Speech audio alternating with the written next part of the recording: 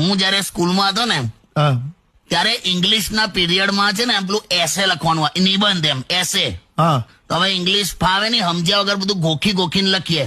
તો છેલ્લા 3-4 વર્ષમાં એવું જ પૂછાયેલું માય બેસ્ટ ફ્રેન્ડ પર. તો બધા તૈયારી કરીને ગયા, આખું ગોખી કાઢેલું બધું, અને એક્ઝામમાં ચેન્જ થઈ ગયું. શું? માય ફાધર પર આવ્યું, માય ફાધર, પપ્પા. અચ્છા. હવે પેલું તો ગોખેલું હતું બધું. પછી તો બધા એવું નક્કી કર્યું કે આપણે ફ્રેન્ડની જગ્યાએ ફાધર શબ્દ વાપરવાનો, બાકી બધું સેમ ડિટ્ટો વાપરવાનું એમ. હે લા તું નહીં માને, આખો એસે એવો થઈ ગયો ને પેલા શિક્ષકના માથે ધનુર ઉપડેલું.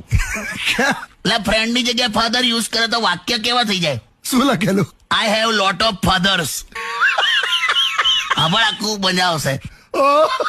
આઈ હેવ લોટ ઓફ ફાધર્સ ને I can make fathers quickly. My some fathers are male and some fathers are female.